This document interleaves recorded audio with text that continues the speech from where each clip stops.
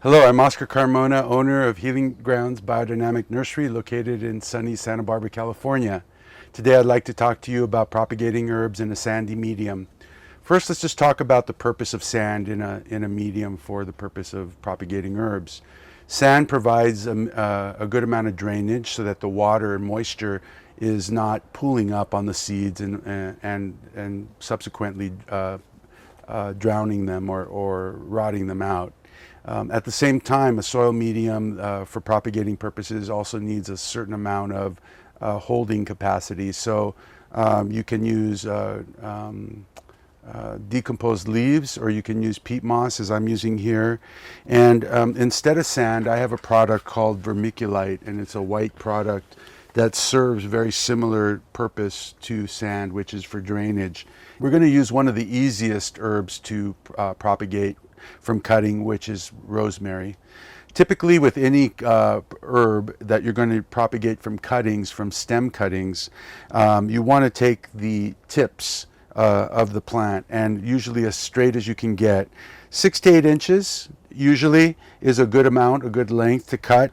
The main thing that you need to know about removing the leaves is that the best way is to take your finger and gently but still firmly rub or move your hand in the opposite direction in which they're growing. In other words, if the stem is growing this way, we're going to move down the stem with our finger and remove the branches. Careful not to remove any of the bark itself, but just from the stems. And at this point, we have a nice spear that we can simply place into our waiting receptacles here. You can see how easy it is.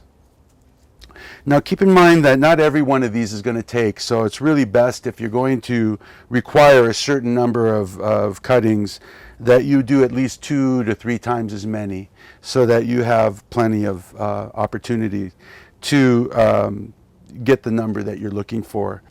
The next important thing to remember is that you're going to water these in very well, and you really want the water to be draining and pouring through. Now this is the one time that you really want to make sure that you have an abundance of moisture here around the plants, because that's what's going to help be part of the stimulating requirements for these plants to produce roots.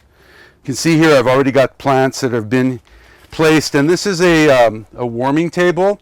It's not required, but you can use a water heater. Anything that will provide an even kind of warmth at the base, right where the plants are being kept, and that's going to stimulate the root production. So that's the other part, and together with the bottom heat and plenty of moisture. If you're not going to be around as often to water, I'm around all the time, you can put a little bit of plastic over these. We're in a greenhouse.